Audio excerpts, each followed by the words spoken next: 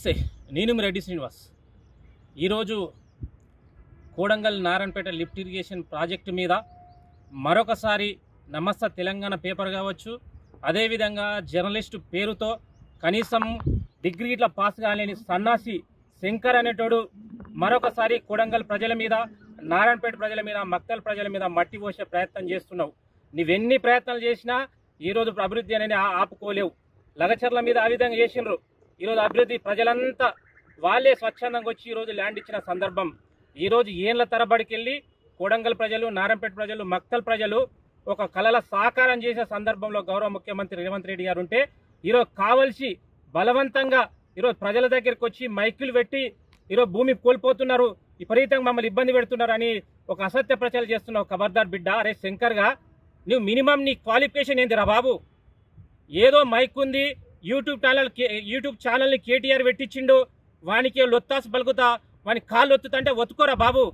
ఈరోజు లేక 75 ఏళ్ళకెళ్ళి మా ప్రజలు ఇప్పుడే జూరాల వాటర్ కానీ, కృష్ణా వాటర్ కానీ మా పంట పొలాలకు వస్తుంటే నీ కడుపు మండుతుందా సన్నాసి?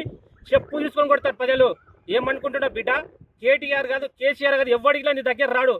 ఈరోజు ఆంధ్ర వాళ్ళు గొప్పగా ఈరోజు అక్కడ నీళ్లు ఉన్నాయి కాబట్టి వాళ్ళు శశశమలంగా బతికినరు. ఈరోజు నీళ్లు లేకనే కదరా తెలంగాణ ఉద్యమం వచ్చింది. నీళ్లు లేకనే కదా మా ప్రాంతం మీరు హైదరాబాద్ కానీ, ముంబై లాంటి ప్రాంతాలకు వచ్చి బతుకుతున్నది. ఎందుకు కడుపు కాలుతుందా సన్నాసి? దయచేసి కోడంగల్లో కానీ, నారంపేటలో కానీ, మక్తల్లో ఉన్నటువంటి ప్రజలు ఆలోచన చేయలే.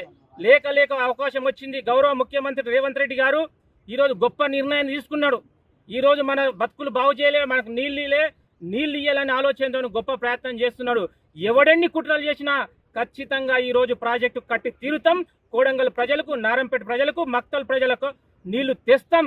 దాంట్లో ఎలాంటి సందేహం లేదు. కానీ ఇలాంటి చిల్లర దద్దమ్మలు, ఇలాంటి ఎదవన కొడుకులు వచ్చి అప్పుడప్పుడు డిస్టర్బ్ చేస్తున్నారు కాబట్టి వాళ్ళు గ్రామాల్లో కొని పట్టణాలకు వస్తే చెప్పుల దండతో స్వాగతం పలికే విధంగా, తరిమి కొట్టే విధంగా మీరు కార్యాచరణ చేసుకోవాలి. ఇక్కడ జెండాలు కాదు, పార్టీలు కాదు, మన జీవనానికి సంబంధించిన, మా బతుకులకు సంబంధించిన సమస్య. ఈ సమస్య నుండి మీరు పార్టీలకు, జెండాలకు అతీతంగా ఈరోజు మనమందరం నిలబడాలి. ప్రభుత్వం ఒక గొప్ప నిర్ణయం తీసుకున్నది. ఆ నిర్ణయం వల్ల మన భవిష్యత్తు తరాలు సస్యశ్యామలంగా మారే ఒక గొప్ప అవకాశం ఉంది. కాబట్టి దయచేసి ప్రజలందరూ ఆలోచన చేసి సహకరిస్తారని మనస్ఫూర్తిగా మీకు అందరికీ పాదాభివందనలు తెలియజేసుకుంటాం. జై హింద్, జై భారత్, జై రేవంత్ అన్న, జై తిరుపతి అన్న, జై కాంగ్రెస్.